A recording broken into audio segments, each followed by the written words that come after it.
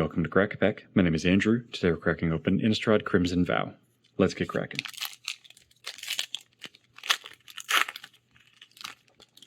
Our first card today is a wild card, followed by a human soldier token. Then we have a foil ceremonial knife. Then we have a mountain for our land.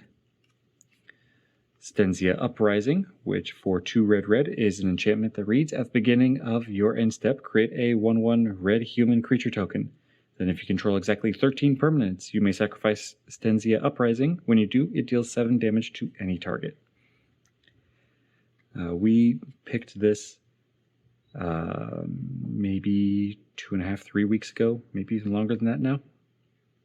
And my assessment of it hasn't really changed.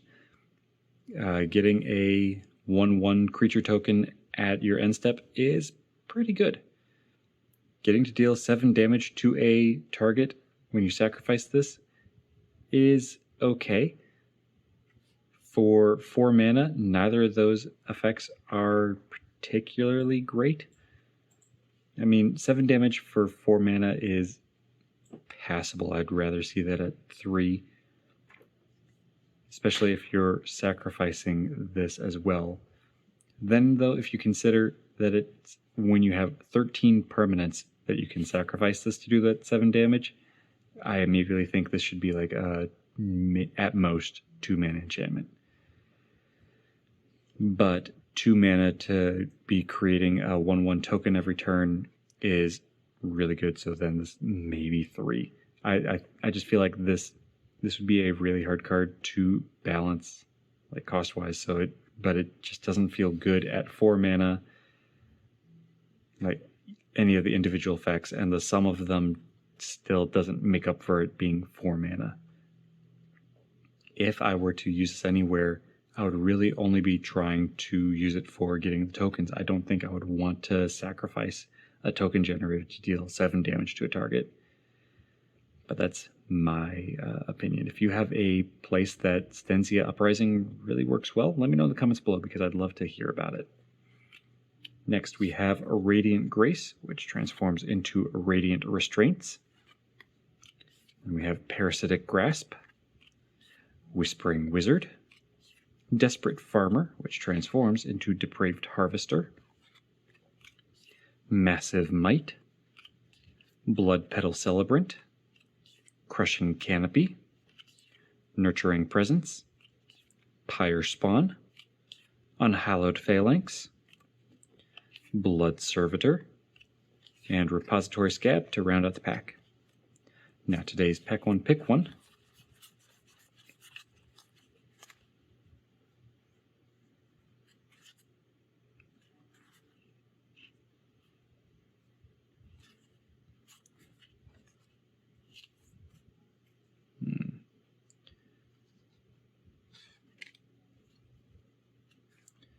Okay, so I kind of like Radiant Grace for pick 1. For a white, it's an enchantment aura that reads Enchant Creature. Enchanted creature gets +1/+0 and Vigilance.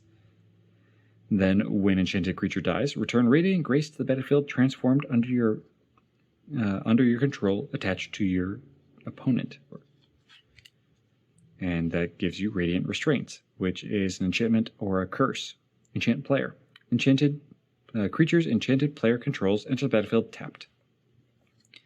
So on the front, you are creating a vigilant creature. So you've got something that's just a better creature because it can still block after it attacks.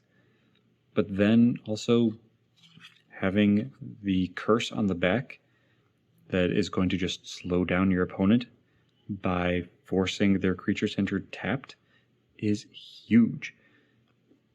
That is going to make all of their strategies a turn slower because they're not going to be able to use their creatures to block the turn they enter. They're not going to be able to attack with hasty creatures. They're going to be significantly slowed down. This fits anywhere. This isn't a signpost that you need to draft in any one particular direction. This is just a bit of control, a bit of just control. It's giving you the tempo. It's letting you set the tempo of the board.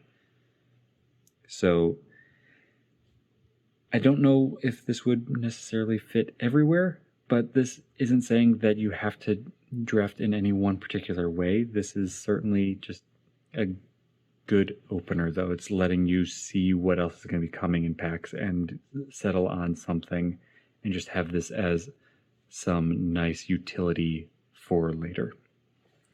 But that's my pick one, and there are other good cards in this pack, so if you have a different pick one than me, let me know in the comments below. But that's all for today, so thanks for cracking along with me. Be sure to check back tomorrow to crack open another pack.